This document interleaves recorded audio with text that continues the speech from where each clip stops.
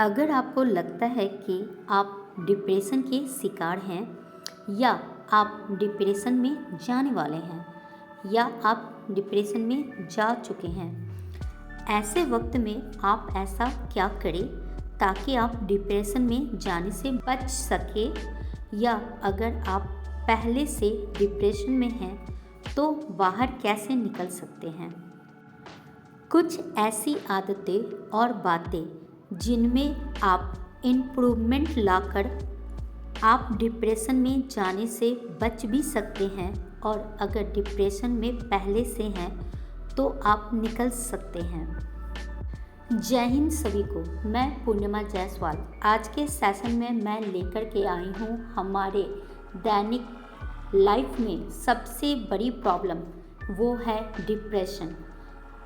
आए दिन लोग डिप्रेशन के शिकार हो रहे हैं, पर कुछ ऐसी बातें हैं जिसको अगर हम ध्यान में रखें तो आप डिप्रेशन से बाहर निकल सकते हैं। मैं लाई हूँ 6 ऐसी बातें जिन्हें अपनी लाइफ में आप शामिल कर आप अपनी ज़िंदगी में नई ऊर्जा भर सकते हैं और डिप्रेशन से बाहर आ सकते हैं। तो चलिए जानते हैं ऐसी 6 बातें क्या हैं जिन्हें आपको अपने लाइफ में शामिल करना है। लाइफ में हम इतने ज़्यादा बिजी हो जाते हैं अपनी जिम्मेदारियों के पीछे, कर्तव्य के पीछे, अपने और अपनों के सपनों के पीछे, कि हम कभी कभी खुद को ही भूल जाते हैं।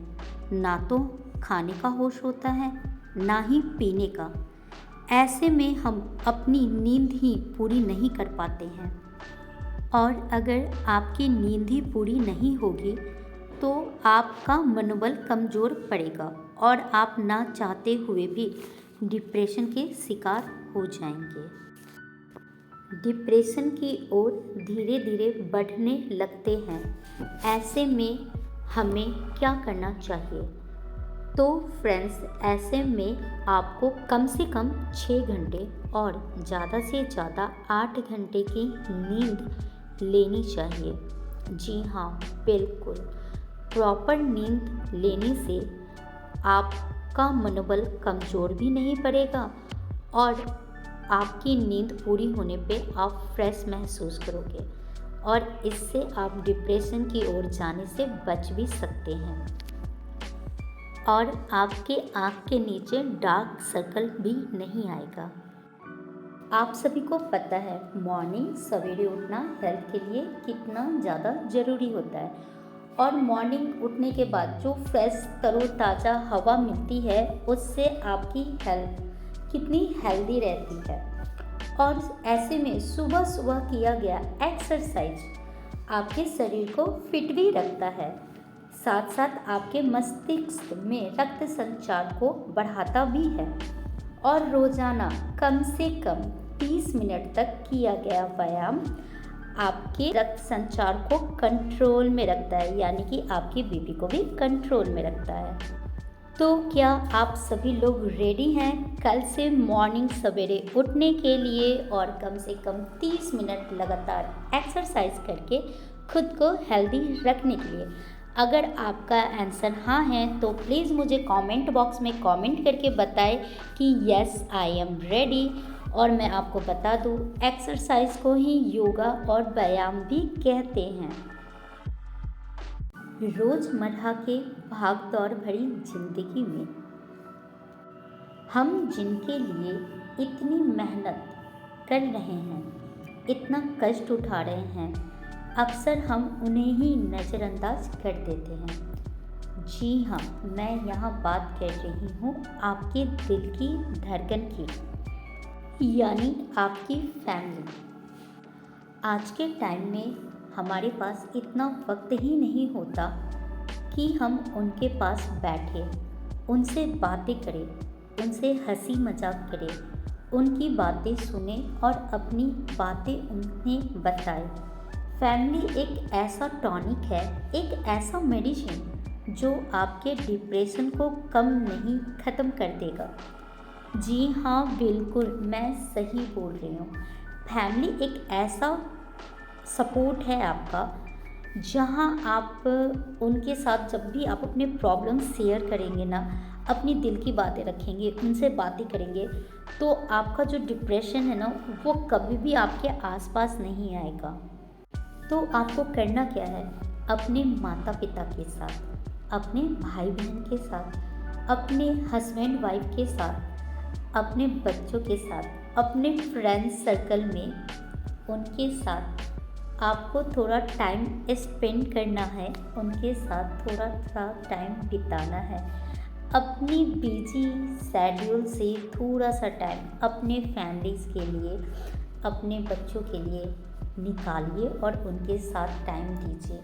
ये एक ऐसा टॉनिक, एक ऐसा मेडिसिन है जो आपके डिप्रेशन को ख़त्म कर देगा। Believe me. Self love. अब यहाँ सेल्फ लव का मतलब ये नहीं सेल्फिश होना नहीं होता, ठीक है। अगर मैं बात सेल्फ लव की कर रही हूँ तो आपके दिमाग में आएगा देखो कितनी सेल्फिश है, खुद से प्यार के बारे में बात कर रही है। नहीं, ऐसा कुछ भी नहीं है। सेल्फ लव, सेल्फ लव का मतलब सेल्फिश होना नहीं, खुद से प्यार करना है।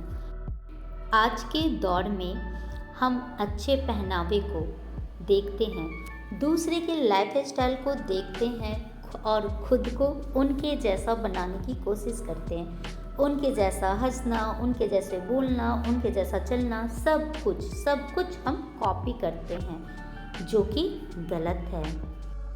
हमें सेल्फ खुद पर वर्क करना चाहिए। खुद से प्यार करें, खुद को बेहतर और बेहतर और बेहतर यानी बेहतरीन बनाने के ऊपर काम करें।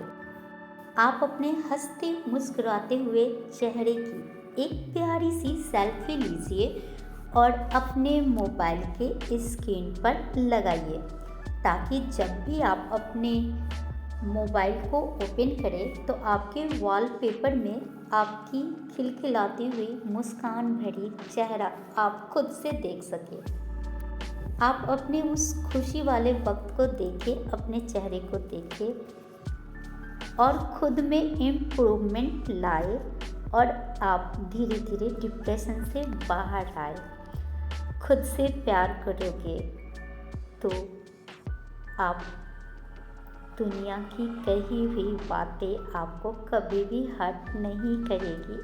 किसने क्या बोला, किसने क्या नहीं बोला, उन सारी बातों को, उन फिक्रों को छोड़ दीजिए और अपने हंसते मुस्कुराते हुए चेहरे को देखिए और जानिए कि आप कितने प्यारे और कितने खूबसूरत हैं।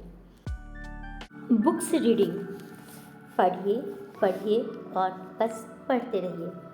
पढ़ने लिखने का ना कोई उम्र होता है, ना कोई जगह।